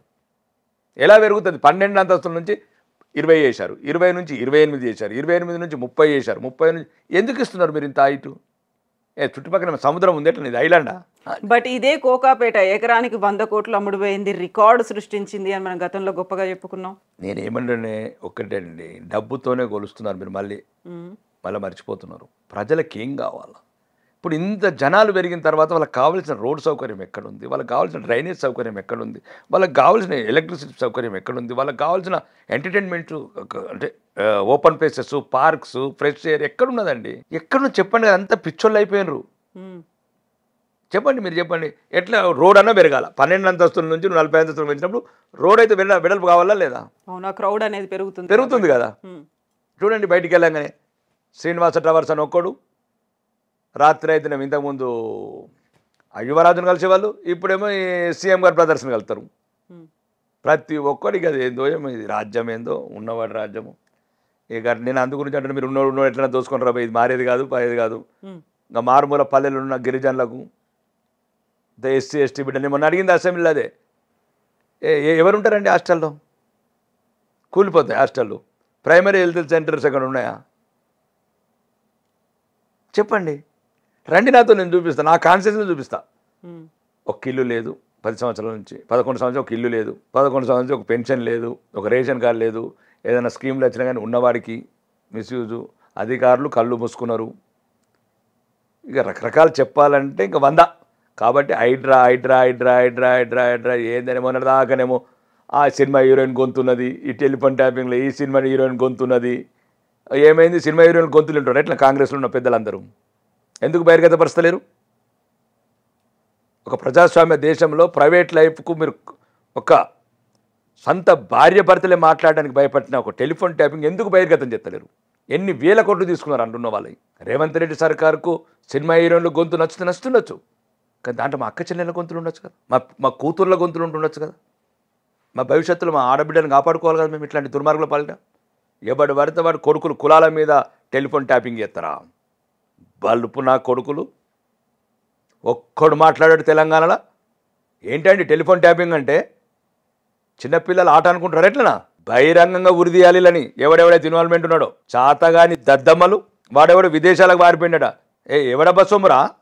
ఎన్ని లక్షల మంది ఆడబిడ్డల మీరు సంసారాలు పాడు చేస్తారు? అడగారా? ఇది అడగారా మీడియాలు? అడగారా మీడియా ఛానళ్ళు? మా ఓం రామేశ్వరరావు, మా జూమ్ ఓం రామేశ్వరరావులు అంతా ఎటుపోయినరు? అన్నదాత ఈ దాత అనుకుంటే ఒక ఈటీవీ, రవిప్రకాశం ఆర్టీవీ, ఆడొకడేమో 9 టీవీ, ఒక టీవీ5 కమ్మ, ఒకటి రెడ్డి పెట్టుకున్నారు ఛానళ్ళన్నీ. కొన్ని లక్షలాది మంది వ్యక్తిగత అండి, అది వ్యక్తిగత గోప్యత, ఫ్రీడమ్ ఆఫ్ లైఫ్. అది ప్రపంచంలోనే జరగకూడని నేరం అది తెలంగాణలో జరిగింది. ఎటువైనా రేవంత్ రెడ్డి గారు, గౌరవనీయ ముఖ్యమంత్రి గారు, ఎన్ని రోజులు ఉండదో తెలియదు ముఖ్యమంత్రి గారు. ఎందుకని వీటన్నిటిని ఇలా పక్కదారి పట్టిస్తున్నారు? లేకుంటే అది రాజకీయ నాయకుల లక్షణం. అలా అయితేనే రాజకీయాలు, అలా అయితేనే భవిష్యత్తు అనుకుంటున్నారా? నేనేది అనుకుంటలేను. అందు గురించి ఇంత బహిరంగంగా మాట్లాడుతున్నా, ఎంత ఓపెన్గా మాట్లాడుతున్నా. నాది పోయేదేమి లేదు, పోరాడితే బానిస సంఖ్యలే తప్ప. నేనేం మాట్లాడినా కవిత గారు? ఆడబిడ్డల శీలాల గురించి మాట్లాడినా. టెలిఫోన్ ట్యాపింగ్ అన్నప్పుడు మీరే చూశారు కదా, ఆ రావు ఈ రావు, ఇక పేర్లు చెప్పడం మళ్ళీ ఆడబిడ్డ ఇబ్బందికరంగా ఉంటుంది. సోషల్ మీడియాలో ఎంత ఘోరంగా రాశారు. అయితే ఇప్పుడు జరగాల్సిన పోరాటాలన్నీ జరుగుతున్నాయంటారా? ఇప్పుడు పోరాటాలు జరుగుతలేవు, ఆరాటాలు జరుగుతలేవు. ఓడి దాడికి స్వార్థపరుడు అయిపోయాడు. మనుషులే ముందు స్వార్థపరలేరు, ముఖ్యంగా మీడియా ఎక్కువ స్వార్థపరలేరు. రాజకీయ నాయకులు మీలాంటి ఎమ్మెల్యేలు గతంలో 4 ఉన్నటువంటి బీజేపీ ఎమ్మెల్యేలు ఇప్పుడు 8 మంది అయిన తర్వాత మీ వాయిస్ డబుల్ అయిన తర్వాత ఇప్పుడు ఇవన్నీ గురించి మాట్లాడి క్వశ్చన్ చేసేటువంటి ఒక ఫోర్స్ పవర్ అనేది బీజేపీ దగ్గర కూడా ఉంది కాబట్టి అడుగుతున్నాం. శక్తి ఎంతవరకు ఉంటుంది అంతవరకు ఉంటుందండి. ఆ శక్తిని మించి కూడా తీసుకొని మేము నిగ్గదీస్తున్నాం ప్రభుత్వాన్ని. నేను అనేది ఏంటంటే మీరు అడిగే ప్రశ్నలలో ఒక డొల్లతనం ఉంది. హైడ్రా అనేది పెద్ద ఐపీ వేయకుండ్రి. హైడ్రా మీరు ఐడెంటిఫై చేసిన వీడియో కూర్చోండి. మీ ఉన్న ఛానళ్ళు అందరూ ఇలా చూడు ఒక్కొక్కరు. ఇప్పుడు ఇక మంచి పక్కన నీళ్ళ పక్కన మరి కళ్ళకి కనబడతలేవా? గండిపేట చెరువు పక్కన ఇట్లా ఒక మీనింగ్ ఒక 100 మీటర్స్ లోపల ఉన్నది. ఎఫ్టీఎల్ కాదు, ఎఫ్టీఎల్ అయిన తర్వాత ఇంకా 100 మీటర్స్ బఫర్ జోన్ ఉంటుంది. చెరువు పక్కన ఎట్లుంటాయండి గెస్ట్ హౌజులు దొరలయి. కూల్చేయండి, ఒక్క గంట లోపల కూల్చేయండి. నాకు ఈ పవర్స్, నాకు స్పెషల్ ఆఫీసర్ పెట్టమని రంగనాథ్ గారితో ఉంటాను. నాకు ఫోన్ రావద్దు ప్రభుత్వం కథ. వారం రోజుల మొత్తం క్లీన్ చేస్తే 3 దాకా మొత్తం హిమాయత్ సాగర్, ఉస్మాన్ సాగర్. మళ్ళీ అవన్నీ కూడా జీవో 111 కింద వస్తున్నాయి అంటున్నారు కదా. హైడ్రా కింద రావవి జీవో 111 అనే మాట. జీవో 111 చట్టం క్లియర్గా ఉందండి. జీవో 111లో ఎటువంటి కట్టడాలు ఉండకూడదు. అయితే ఇప్పుడు కులాలు లేకపోతే మతాల గురించి మాట్లాడుకుంటున్నాను తప్ప అసలు ఇష్యూస్ అన్ని ఎందుకని ఎవరు కావాలని పక్కదారి పట్టిస్తున్నారు, డైవర్షన్స్ ఇంకోటి ఎందుకో తీసుకొస్తున్నారు తెర మీదకి, వాటిని గురించే తీసుకొచ్చాము. ఏం తీసుకొచ్చాము? ఇప్పుడు మీరు అన్నారు చూడండి, ఇన్ని సమస్యలు ఉన్నాయి, వాటన్నిటి గురించి మాట్లాడుకోకుండా హైడ్రా గురించి హైడ్రా గురించి ఏంటంటే హైడ్రా అనేది ఏంటంటే అది ఒక ప్రచారం ఎక్కువ అవుతున్నది, పని తక్కువ అవుతున్నది. దీనివల్ల మీరు దానికి హాని చేసిన వాళ్ళు అవుతారని నేను అంటున్నాను. ఇప్పుడు హైడ్రా అంటే ఇప్పుడు మనం ఎందుకు దాని గురించి మాట్లాడుకోవాల్సిన అవసరం వస్తుంది? మొన్నటిదాకా వేడి తగ్గింది కవిత గారు. వేడి ఎందుకు తగ్గింది అనుకో? రాత్రి ఏమైనా మొత్తం 20 సంచులు బేగంపేట ఎయిర్పోర్ట్ ఇచ్చేసినచ్చు. నీకెట్లా తెలుసు? ఇప్పుడు ఒకవేళ వాళ్ళు తగ్గింది అనుకోవచ్చు, లేకుంటే డబ్బు సంచులు ఎవరికైనా వెళ్ళుండొచ్చు కావచ్చు. ఇప్పుడు వరంగల్ చూసాము, ఖమ్మం చూసాము. గతంలో ఎప్పుడూ లేనంత వరదలు వచ్చి మునిగిపోయిన తర్వాత ప్రతిసారి వచ్చేటువంటి మాట చెరువులను ఎవరో మాయం చేసిండ్రు, లేకుంటే వాటిని కబ్జా చేసిండ్రు అనేది. ఇప్పుడు వాటి మీద ఫోకస్ పెట్టి ప్రెషర్ పెట్టాల్సిన అవసరం అయితే వచ్చింది కదా. కేవలం హైడ్రాని హైదరాబాద్కి ఎందుకు పరిమితం? ఇది 100% ఇదేదో పెద్ద. నేను 8 ఏళ్ల కింద నేను చెప్పిన నిజామాబాద్ నా కాన్స్టిట్యున్సీలా కావాలంటే మా అధికారులను అడగండి, వాళ్ళు సహకరిస్తలేరు. ఇప్పుడంటే ఈయనకు మొన్న వచ్చినట్టు ఆలోచన. నేను ఎమ్మెల్యే కాగానే ఫస్ట్ చెప్పింది నా కాన్స్టిట్యున్సీలా చెరువులన్నీ రిమూవ్ చేయమన్నా. మొత్తం కబ్జాలు అదే మీనింగ్ చెరువులలో ఉన్న కబ్జాలన్నీ ఫుల్ ట్యాంక్ లెవెల్కి తీసుకురండి, బఫర్ జోన్ చూడండి, చూసి ఫస్ట్ ట్రంచెస్ కొట్టేయమన్నాను మొత్తం. ఇంతవరకు అధికారులు సహకరించరు. ఎందుకని? మళ్ళీ ఎందుకండి అవినీతి అవినీతి అవినీతి అవినీతి మొత్తం. నేను అప్పటికి ప్రాజెక్టులు తీసుకోమన్నాను ఒక 10 చెరువులని. భవిష్యత్ తరాల ఆయుష్ అండి అది, ఆయుష్ అది. వాళ్ళు ఏం తింటారండి? బంగారు బిళ్ళలు తింటారా, లేకపోతే వజ్రాల తుకుడలు తింటారా, ఈ భూములు ఏమైనా మట్టి తింటారా? స్వచ్ఛమైన గాలి పశువులకు, మనుషులకు, నేచర్కు. నేను 8 ఏళ్ళ నుంచే మొత్తుకుంటున్నాను నా కాన్స్టిట్యున్సీలా. ఇంకా ఇవన్నీ ఇప్పుడు మీరు హైడ్రా అనేది ఏంటంటే ఇల్లు వచ్చేసినాయి, మేడలు వచ్చేసినాయి కాబట్టి ఇబ్బంది అవుతున్నది. ఇంకా అక్కడ రాలేదు. ఖాళీ పెత్తందారులు కొంతమంది అంతా భూములు కబ్జా చేసుకున్నారు. బలం ఉన్నోడు, కండ బలం ఉన్నోడు, గుండె బలం ఉన్నోడు, కొడుకులు ఒక్కొక్కటి చెరబట్టిండు చెరువుల్ని. ఇంతవరకు అధికారులు సహకరించారు. నేను చెప్తే ఇరిగేషన్ వాళ్ళకి చెప్పాను, రెవెన్యూ వాళ్ళకి చెప్పాను. ఇప్పుడు కాదు చెప్పింది, 6 నెలల క్రితం చెప్పాను. ఇంకా హైడ్రా అయితే మొన్న పుట్టింది బిడ్డ. ఇప్పుడు ఇంకా మీకు మోర్ వాయిస్ వచ్చింది కదా, పవర్ఫుల్ వాయిస్ వచ్చింది. ఎందుకంటే ఖమ్మంని వరంగల్ని చూసిన తర్వాత నిజామాబాద్ కూడా అట్లనే కావాలనుకుంటున్నారా అని చెప్పడానికి. నేను ఒక్కటి మాత్రం చెప్తున్నాను కవిత గారు, ఇది భవిష్యత్తు తరాలకు ఒక వరం. ఇది మాత్రం నేను కరాఖండిగా చెప్పగలుగుతాను వ్యక్తిగతంగా. కానీ ఇంప్లిమెంటేషన్ ఇస్ ఇంపార్టెంట్. ఇంప్లిమెంటేషన్ ఎలా చేస్తారు అనేది చూడాలి. ఇక మనం దీన్ని ఇంకెన్ని రైతు రుణమాఫీ లాగా ఇంకెన్ని కండిషన్స్ పెట్టుకుంటే ఏమేమి చేస్తారు. ఇప్పుడే కొద్దిగా వేడి తగ్గింది. రైతు రుణమాఫీ లాగా దాంట్లో ఏదో మళ్ళీ 50,000 కోట్లని లాస్ట్కు 10,000 కోట్లకి ఎట్లా తీసుకొచ్చారో, షరతులు లేని రుణమాఫీ వచ్చి 1000 షరతులకు పోయింది. ఇది కూడా హైడ్రాలు ఇంకెన్ని షరతులు ఇంప్లిమెంట్ చేస్తారని నా బాధ. ఇది కాలం నిర్ణయించాలా, భవిష్యత్తులో మనం చూడాలి. స్కీమ్ మాత్రం మంచిది, కానీ స్లో అయిందంటే మాకున్న ఎవరికైనా సరే డబ్బు సంచులు అన్ని ఇవన్నిటికి ఉదాహరణ చెప్పాను. కాళేశ్వరం 1,00,000 కోట్ల స్కామ్ అన్నారు. ముఖ్యమంత్రి గారు అన్నారు ఆ రాజకుటుంబంకు 2 బెడ్రూమ్ల. ఇప్పుడు మాజీ ముఖ్యమంత్రికి చెర్లపల్లి జైల్లో డబుల్ బెడ్రూమ్ కట్టిస్తాడు. ఇప్పుడున్న ముఖ్యమంత్రి అన్నారా లేరా? ఉత్తమ్ కుమార్ రెడ్డి గారు ఇరిగేషన్ మంత్రి గారు ఏదో పెద్ద రివ్యూ చేసేసి దేంట్లోకి పనికిరాదు 93,000 కోట్లు తెలంగాణ ప్రజల గుదిబండి అన్నాడు. ఎక్కడికి వెళ్ళారు వీళ్ళందరూ? ఇప్పుడు మళ్ళీ నిండుగా నీళ్లతో కలకళ్ళాడుతోంది కదా కాళేశ్వరం, ఎక్కడ కొట్టుకుపోలేదు, ఎక్కడ డ్యామేజ్ జరగలేదు, మేము ముందు నుంచి చెప్పింది అదే అని బీఆర్ఎస్ గవర్నమెంట్ అవినీతి చెప్తుంది. ఇంపార్టెంట్ అండి. 31,000 కోట్లది 93,000 కోట్లు ఎట్లయింది? ఉమ్. మీరు గమనిస్తలేరు తెలంగాణ ప్రజల రక్త మాంసాలు. ఇప్పుడు మొన్న కూడా కొడంగల్ నారాయణపూర్ ఎత్తిపోతల పథకం వితిన్ 15 రోజుల్లో 500 కోట్లు పెరిగింది. ఎట్లా పెరుగుతుందండి 500 కోట్లు ఎస్టిమేషన్స్? దొరికినోడు దొరికినంత అదే మెగా కృష్ణరెడ్డి మళ్ళీ ముద్ద అయిపోయింది అద్దన్న కాంట్రాక్టర్. ఇవన్నీ ఇదంతా ఒక వ్యవస్థలా మనం మార్చలేము. మేము మామూలు వ్యక్తులం. కాంట్రాక్టర్ మీరు వ్యవస్థ మామూలు వ్యక్తులు కాదు కదా, మీ వెనకాల కేంద్ర ప్రభుత్వం ఉంది, 3వసారి మోదీ సర్కార్ వచ్చింది. ఫెడరల్ స్టేట్స్లో ఒకటి ఉంటుందండి. ఫెడరల్ స్టేట్స్లో ఏ రాష్ట్రానికి ఉండే అధికారాలు ఆ రాష్ట్రానికి ఉంటాయి. ప్రతిదీ కూడా అంబేద్కర్ గారు కొద్దిగా ఒక మహత్తరమైన గ్రంథాన్ని ఆయన నాయకత్వంలో రాశారు మేధావులు. ఈ దేశం ఎప్పటికి బలంగా ఉండాలని. సెంట్రల్కి ఎంతవరకు ఉండాలో అంతవరకు ఇచ్చారు పవర్స్. లేకపోతే వెస్ట్ బెంగాల్లో అంతా హిందువుల మీద అంతగానో మగాయితీలు ఎట్లవుతాయి? చాలా మౌనంగా ఉండవలసి వస్తుంది రాజ్యాంగం పరిమితుల దృష్ట్యా. కశ్మీర్లో హిందువులని రంపాల మీద కోస్తుంటే తట్టుకున్నాం కదా ఈ దేశంలో. ఆడబిడ్డలను రంపాల మీద కోసిన రాష్ట్రం జమ్మూ కాశ్మీర్. తట్టుకోవాల్సి వస్తున్నది. హిందువులకు ఎక్కడెక్కడైతే అవమానాలు జరుగుతున్నాయి, ఎక్కడెక్కడ హత్యలు అత్యాచారాలు జరుగుతున్నాయి. సందేశ్ ఖలీలు అందమైన హిందూ అమ్మాయిల్ని ముస్లింల పడకల మీద తీసుకుపోవడం. కశ్మీర్ లాంటి ఒకప్పుడు ముస్లిం అనే కుటుంబం లేని 13th సెంచరీలో ఈరోజు హిందువులు లేకుండా చేసిన రాష్ట్రం. ఇవన్నీ మేము చరిత్రలో ఒక భాగం అయిపోయినాం. ఇవన్నీ ఉంటాయి. రాజ్యాంగంలో కొన్ని పరిమితులు ఉంటాయి, రాష్ట్రాలకు కొన్ని అధికారాలు ఉంటాయి. దాన్ని బట్టి కేంద్ర ప్రభుత్వమైన తన పరిమితులను లోబడే పరిపాలన చేయాల్సి వస్తుంది. ఇప్పుడు కోల్కతా గురించి చెప్పారు కాబట్టి వెస్ట్ బెంగాల్ గురించి, కోల్కతాలో మెడికో అమ్మాయి. సో మమతా బెనర్జీ సర్కార్ అపరాజిత అనేటువంటి కొత్త చట్టాన్ని తీసుకొచ్చింది. ఎవరైనా రేప్ చేస్తే వాళ్ళని ఇమ్మీడియట్గా ఉరిశిక్ష వేయాలి, వాళ్ళకి డెత్ పెనాల్టీ ఇవ్వాలి అనేది. కేంద్ర ప్రభుత్వమే సహకరించట్లేదు. మేము చేసిన వాటిని అమెండ్మెంట్స్ లేకుండా మేము తీసుకొచ్చిన మమతా బెనర్జీ గురించి ఈ దేశంలో ఎంత తక్కువ మాట్లాడితే అంత మంచిది. ఈ దేశానికి పట్టిన హిందువుల పార్టీల దురదృష్టం. ఆమె పుట్టుకనే మా హిందువుల దురదృష్టం. ఆమె మమతా బెనర్జీ కాదు, అలియాస్ ముంతాజ్ బేగం. లక్షలాది హిందువులని సర్వనాశనం చేసిన ఆ మహిళ, వేలాది మందిని మహిళలను మానభంగాలు చేస్తే చల్లం లేని ఆ మహిళ, భర్తల ముందే భార్యలను మానభంగాలు చేస్తే చర్యలు తీసుకునే ఆ మహిళ చరిత్ర సాక్ష్యం. ఆమె పుట్టుకనే హిందువుల కర్మ. ఇదే నా అభిప్రాయం. కాబట్టి ఆమె గురించి ఎంత తక్కువ మాట్లాడితే అంత మంచిది. దేవుడు అనేవాడే నిర్ణయించాలంతే. వెస్ట్ బెంగాల్లో పరిస్థితి ఇప్పుడు ఏం జరగాలంటారు అక్కడ? దేవుడు నిర్ణయించాల్సిన విషయాలు ఉంటాయి. కొన్ని మనుషులు నిర్ణయించాలి, కానీ దేవుడు నిర్ణయించాల్సిన పరిస్థితి. పాపి చిరాయి శుభవ అన్నప్పుడు మా జాతిని అన్యాయంగా అవహేళన చేస్తున్నది ఆమె.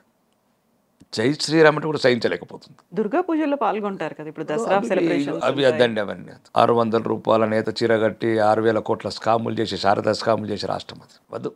దానికి పరిష్కారం దేవుడు అంతే. హిందువులు గౌరవంగా బతకాలంటే ఆ దేవుడే కరుణించాలా. ఆ దుర్గా శక్తి, ఆ మాతని మమ్మల్ని కరుణించాలి. వెస్ట్ బెంగాల్లో ఈ ముంతాజ్ బేగం ఉన్నట్లయితే మాకు న్యాయం జరగదు అక్కడ హిందువులకు. సో ఈసారి గట్టిగా పోటీ పడుతుంది, నిలబడుతుందా? ప్రజాస్వామ్యంలో పోరాటం ఉంటుంది. నెంబర్ గేమ్స్ చేంజ్ తగ్గుతాయి, పెరుగుతుంది, డిఫరెంట్ గేమ్. బట్ మా జాతి గురించి, మా ధర్మం గురించి, మా దేశం గురించి నిరంతరం పోరాడతాం. మాకున్నదే ఒక దేశం. మాకు ముస్లిమ్స్ లాగా 57 దేశాలు, క్రిస్టియన్స్ లాగా 120 దేశాలు. నిరంతరం తరతరాలుగా ఎన్ని తరాలండి, ఎన్ని తరాలు ఏడ్చాము. అటు బాబర్ గాడత్తి ఏడ్చాము, గోరిగాడత్తి ఏడ్చాము, హుమాయూన్ అత్తి ఏడ్చాము, అక్బర్ అత్తి ఏడ్చాము. ఎవరు వదిలారు మమ్మల్ని? ఎవడు వదిలాడు మమ్మల్ని? మా ఆడబిడ్డలని మానభంగాలు కావచ్చు, జోహార్ లాంటి వేలాది మంది, పద్మిని రాణి లాంటి వాళ్ళు, చిత్తూరు గర్ల అగ్ని ప్రవేశం కావచ్చు, వేలాది మహిళలు, ఖిల్జీ అనేవాడికి చరిత్ర చెప్పుతున్నా ఇంకా హిందువులు వారలేకపోతున్నారు. ఇది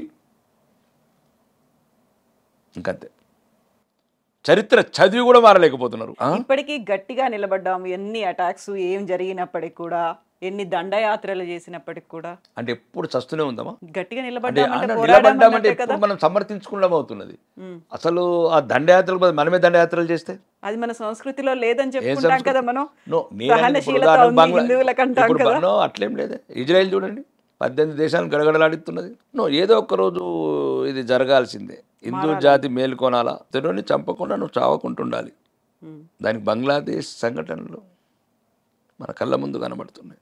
140 మంది మానభంగం చేస్తారండి ఆడబిడ్డలు. ఏం చేశారు ఆ బిడ్డలు? వాళ్ళు హిందువుగా పుట్టడమే నేరమా? హిందువులో మళ్ళీ మహిళగా పుట్టడం నేరమా? మగవాళ్ళని మర్మంగాలు చూసుకుంటగా చంపుతారా? వేలాది మంది వీడియోలు తీస్తారు. అంత పగన ఈ జాతి మీద. ఏం చేశామంటే ప్రేమగల నేల, ప్రేమగల జాతి. 3 కోట్ల నుండి 30 కోట్లు అయినరు. అందుకేనా గతంలో మీరు హిందువులు ప్రతి ఒక్క జంట 9 మంది పిల్లల్ని కనాలి అని ఒక పిలుపునిచ్చారు. బహిరంగంగా చెప్తున్నాం. ప్రత్యేకంగా కొన్ని గుండెనే కనాలంటున్నారు. రౌడీని డైరెక్ట్ ఎట్లా ఆడుతాం? ఎదుటి వికట్టాహాసం చేస్తున్నాడు. మనకేమైంది? రేకుల డబ్బలలో ఉంటుండే 11 మందిని కంటే అంతో ఇంత ఇల్లున్నాయి, ఇంత భూములు ఉన్నాయి, మీకేమైంది? వాడు ఏం లేని వాడు పండ్లమ్మి అన్నం పెడుతున్నాడు 11 మందికి. మీరు ఉన్న వాళ్ళకి ఈ అన్నం పెట్టలేరా? పిచ్చి పిచ్చి మధ్యాహ్నం సన్నాసులు అంటున్నారు. ఇద్దరిని సాగలేకపోతే సన్నాస 2 కూడా పోతారని నేను అంటున్నా. బంగ్లాదేశ్లో ఉరితాడులు ఎలా అరదిస్తున్నారు కదా బహిరంగంగా, మరి ఆ 2 ఉరితాడు వేసుకుని ఎటు పోతారని నేను అంటున్నా. సాకలేమా? ఏమి లేనోడు 12 మందికి అన్నం పెడుతుంటే, పాతింప సాపానం వాళ్ళ దుకాణాలు పెట్టుకున్న వాళ్ళు 12 మందికి అన్నం పెడుతుంటే నీకేమైందయ్యా బాబు? లేదా ఇంతకుముందు మన తాత ముత్తాతలు కనలేదా, పెంచలేదా? ఏం లేని రోజే. కాబట్టి హిందువులు మారాలి దయచేసి. నేనేమంటున్నానంటే కాలంతో పాటు మారాలి. ఇప్పుడు స్మార్ట్ ఫోన్ వాడుతున్నాం, ఏసీలు పెట్టుకుంటున్నాం, ఎండ ఎక్కువైందని. కార్లు పెద్ద అయినా రోడ్లు మంచిగా వేసుకుంటున్నాం, రోడ్లు మంచిగా కార్లు మంచిగా కొనుక్కుంటున్నాం. అంటే జీవితంలో వచ్చిన మార్పులల్లా ఇదొక మార్పు. హిందూ జాతికి ప్రమాదం పొంచి ఉంది. హిందువులు తమ మరణ శాసనం వాళ్ళే రాసుకుంటున్నారు. హిందూ జాతి వెలగాల, నిలబడాలంటే ఇంకా ఎదుటోడు ఏ రకమైన గేమ్ ఆడతాడో నువ్వు ఆ రకం గేమ్ ఆడు. నేను చెప్పాను కదా ఇంటర్వ్యూలో, కత్తి పడితే కత్తి, తుపాకీ పడితే తుపాకీ, పూలారం పడితే పూలారం, బాయి బోలతో బాయి, బామ్మర్ది బోలతో బామ్మర్ది. సబ్ కుచ్ తయారు रहना, सबके लिए తయారు रहना.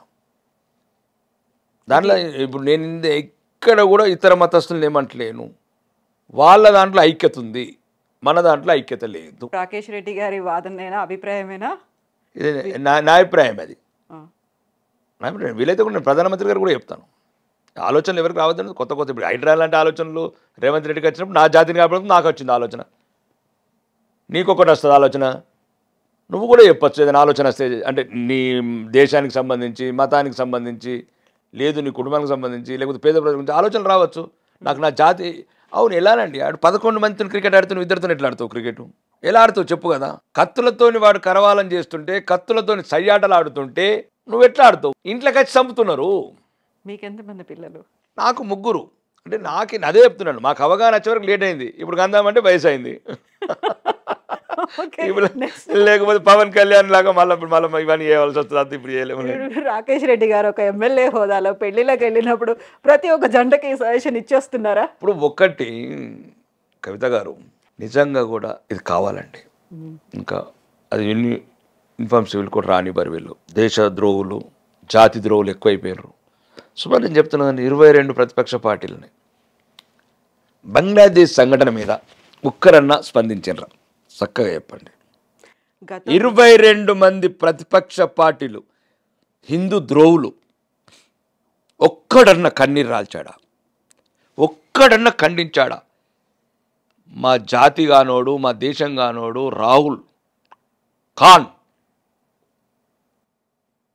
ప్రధానమంత్రి కావాలని కలలు కంటుండు. నిండు పార్లమెంట్లో హిందూ జాతిని అవమానించినోడు, ప్రపంచ దేశాలలో దేశాన్ని అపహాస్యం చేస్తున్నాడు. ఒక్క మాట రాకేష్ రెడ్డి గారు, గతంలో మనకి ఢిల్లీలో రైతుల ఉద్యమాలు జరిగినప్పుడు విదేశాలు కాదు ఆ రెస్పాండ్ అయినప్పుడు మనం చెప్పాము, ఇది మా దేశ సమస్య, మేము పరిష్కరించుకుంటాం. మరి పలస్తీనా గురించి ఎందుకు పరిగెడుతున్నారు? వాళ్ళు మన హెల్ప్ అడుగుతున్నారు. ఎవరు? పలస్తీనాలో జరుగుతున్న ఒంబతులు ఎందుకు తిరుగుతున్నారు? సినిమా స్టార్లు, కాంగ్రెస్ ఓడు, కమ్యూనిస్ట్ ఓడు, డిఎంకోడు, సమాజ్వాదోడు, ఈ టీఆర్ఎస్ ఓడు అడిగిండు ఇటు పలస్తీన్ వచ్చి ఇన్ని ఎవరైనా అడిగిండాడు? ఇన్ని ఎక్స్లా పెట్టమన్నారా? ఆ కాన్ని ఈ కాన్ని ఏం మాట్లాడతారండి మీరు? మేము పోయి యుద్ధం చేయమంటున్నామా? సంఘీభావం తెలుపమంటున్నాం, నివాళులు అర్పించమంటున్నాం. ఎవరండి వాళ్ళు? మన దేశం వాళ్ళు. ఎవడొక దుర్మార్గుడు జవహర్లాల్ నెహ్రూ వల్ల విడగొట్టబడ్డారు బిడ్డలు. ఈ రోజులు మన దేశం నుండి అయ్యేదా పని? ఆర్మీని దించే వాళ్ళం. బంగ్లాదేశ్ ఏం తప్పు చెప్పండి? అక్కడ ఉన్న హిందువులు ఏం తప్పు చెప్పండి? ఒక దుర్మార్గుడు జవహర్లాల్ నెహ్రూ వ్యక్తిగత స్వార్థం, ప్రధానమంత్రి కావాలని కలలు కానీ దేశాన్ని ముక్కలు చేసిండు. బలవంతంగా వెళ్ళారా వాళ్ళు? కోరుకొని వెళ్ళారా వాళ్ళు కోరుకొని వెళ్ళారా? చిట్టగాంగ్ హిందూ వెళ్ళాడా? ఢాకా హిందూ వెళ్ళాడా? ఈ దుర్మార్గుడు వీళ్ళ వ్యక్తిగత స్వార్థాలకు దేశాన్ని విడగొట్టి వాళ్ళని ముక్కలు చేసి ఆ పక్కన మూలన పడేశారు. ఈరోజు వాళ్ళు భారతదేశంలో ఉంటే 5 मिनट के अंदर आर्मी की भेजता था वहां पर, 5 मिनट के अंदर सबको सब सबक सिखाता था हम लोग. ఎందుకు చేస్తుండ్రే? ఒక్క అమ్మాయిని 140 మంది మానభంగాలు చేస్తారా బెదవనా కొడుకులారా? 2 సంవత్సరాల అమ్మాయిని అమ్మాయి అంటుంది పక్కన ఐమదంకులు వచ్చినట్టు పాడు చేసిండని ఏం మాట్లాడుతున్నారండి? చేవజ్ వచ్చిన జాతి ఉంటే ఎంత సస్తే ఎంత? ఏం చేస్తారండి? పిట్టి తుక్కు దారుణంగా శవాలను దండుతున్నారు. అంత క్రూరమైన జాతి. దీనికంతటికి ఆ కుటుంబమే కారణం. ఈరోజు లాహోర్లో ఉన్న హిందూ ఏడ్చిండొచ్చు, లేకపోతే ఢాకాలో ఉన్న హిందువులు గోస 40% అండి లాహోర్లో, ఒక్కరు లేరు. మళ్ళీ ఇంకా అక్రమార్కులు 12% ఉన్న అస్సాంలో ఇప్పుడు 40%. ఎవడు పడితే వాడు. ఈ దేశద్రోహుల పార్టీ కాంగ్రెస్ హిందూ జాతికే కలంకం. గాంధీలు కానీ గాంధీ కుటుంబం. ఇప్పుడు కేంద్రంలో ఉన్నటువంటి బీజేపీ సర్కార్ ఏం చేస్తుంది, ఏం ఆలోచిస్తుంది? ఇప్పుడు బంగ్లాదేశ్లో జరిగిన ఇన్సిడెంట్ అనేది ఇప్పుడు 2 months నుంచి అది అలాగే కంటిన్యూ అవుతోంది కాబట్టి ఒకటండి, మేము చేసేది మేము చేస్తున్నాం. తీవ్రత తగ్గించాము. సరైన సమయం వచ్చినప్పుడు సరైన సమయం నిర్ణయాలు తీసుకుంటారు. అంత ఈజీగా ఉండదు. ప్రపంచం కూడా దృష్టిలో పెట్టుకోవాలా. నీ ఆవేదన నీ ఆవేశం నష్టం కాకూడదు దేశానికి.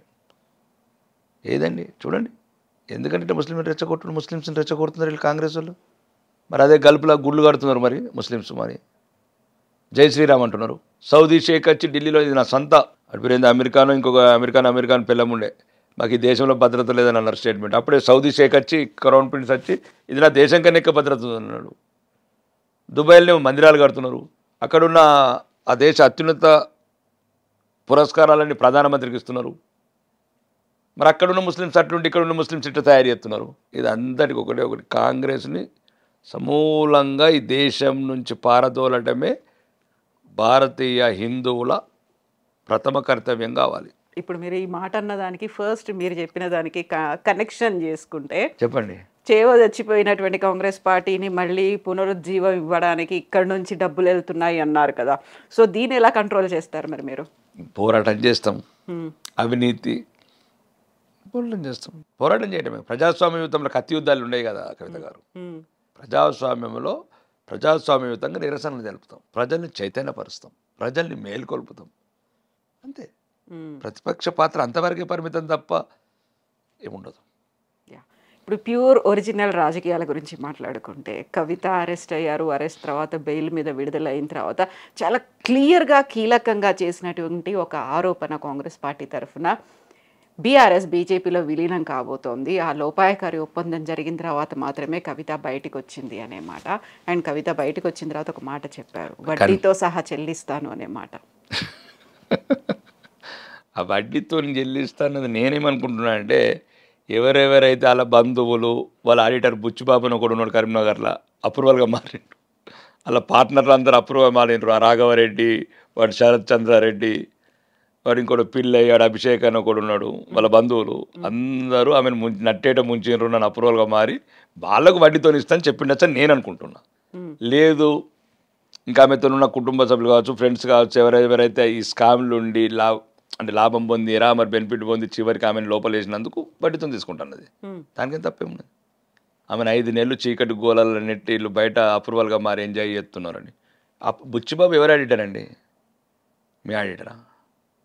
బుచ్చిబాబు మీ ఆడిటరా నా ఆడిటరా? చెప్పండి కవిత గారు, మీ పేరు కూడా కల్వకుంట్ల కవిత గారు ఆడిటరు. కల్వకుంట్ల కవిత గారు ఆడిటరు. కల్వకుంట్ల కవిత గారు ఆడిటర్ అంటే మనకి అతనికి ఇప్పుడు నా ఆడిటర్కి అన్నీ తెలిసి ఉంటాయి. ఇప్పుడు నా హెల్త్ ప్రొఫైల్ డాక్టర్కి ఎట్లా తెలుస్తుందో నా ఫైనాన్షియల్ హెల్త్ అంతా ఆడిటర్కి తెలుస్తుంది. మరి ఆడిటర్ అప్రూవర్ అయ్యిండు.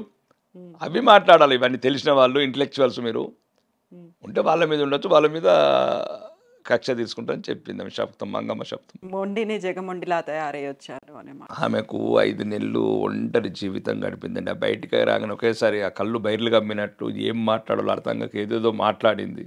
ఏమేమో ఊహించుకొని ఏమేమో అయింది. ఆ రెడీ సినిమాలో బ్రహ్మానందం గాడు అయినట్లు ఆ రెడీ సినిమాలో బ్రహ్మానందం నేను క్రియేటర్ని అది ఇది అనుకుంటూ తయారవుతాడు. మామూలు బ్రహ్మానందమే, మామూలు బ్యూటీ పార్లర్ నడుపుకున్న కవితమ్మ ఆమె. సినిమాకు టికెట్లు లేకుండా ఆమె, సినిమాకు డబ్బులు లేవు టికెట్లు, సినిమా చూడడానికి డబ్బులు లేని కవితమ్మ, సినిమా చూడటానికి టికెట్కు డబ్బులు లేని కల్వకుంట కవితమ్మ, ఉండటానికి ఇల్లు లేని కవితమ్మ. ఇంత పెద్ద మాటలు మాట్లాడద్దు. హస్తానికి అనుకోకుండా వచ్చి ఉండొచ్చు, తండ్రి ముఖ్యమంత్రి అయి ఉండొచ్చు, లేకపోతే లక్షల కోట్ల అవినీతి చేసి ఉండొచ్చు. ఎంతవరకు ఉండాలి, ఎంతవరకు ఉండాలా? ఎందుకంటే నాకు కొద్దిగా ఎక్కువ మాట్లాడలేను ఆమె గురించి, ఇంకా ఇబ్బందికరంగా ఉంటుంది. నేను కూడా మనం కోరుకున్నాను ఆమె బయటికి రావాలని. తప్పేముంది, మా నిజామాబాద్ కోడలు ఆడబిడ్డ 5 నెలలు అయింది, ఛార్జ్షీట్ వేసేసిండ్రు. ఇంకా ఛార్జ్షీట్ వేసిన తర్వాత ఇంకా అవసరం ఉండదు కదా ఇన్వెస్టిగేషన్ అని నా అభిప్రాయము.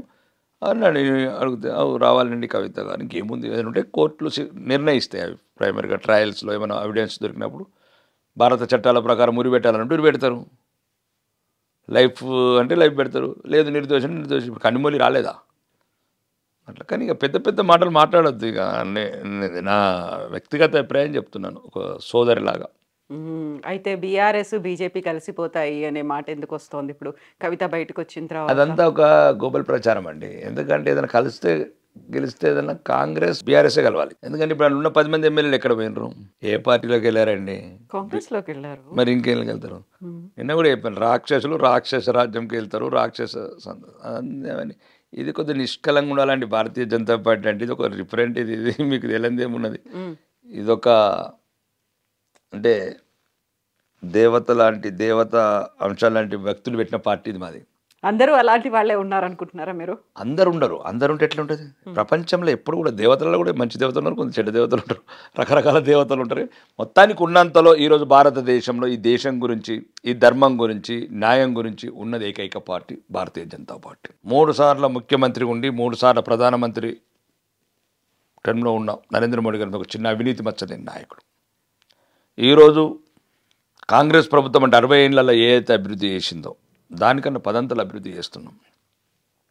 ఉదాహరణ కావాలంటే 60 ఏళ్లలో ఓన్లీ వాళ్ళు 450 బిలియన్లే విదేశీ ఎగుమతులు చేశారు. మేము 700 వితిన్ 10 years 750 బిలియన్స్కి తీసుకెళ్ళినాం. రెండోది సుమారు ఒక 600-700 ఉన్న రైల్వే విద్యుత్ 6565 కిలోమీటర్లు చేశాం. రెండోది 270 రూపాయలు ఉన్న ఒక జీబీని 2014లో ఈరోజు 10 రూపాయలకు జీబీ తీసుకొచ్చాం. ఒక కమ్యూనికేషన్ 74 ఎయిర్పోర్ట్లు ఉన్నాయి, 148 ఎయిర్పోర్ట్లు కట్టి హవాయి చెప్పులున్న వాళ్ళని హవాయి జహాజులు ఎక్కించాం.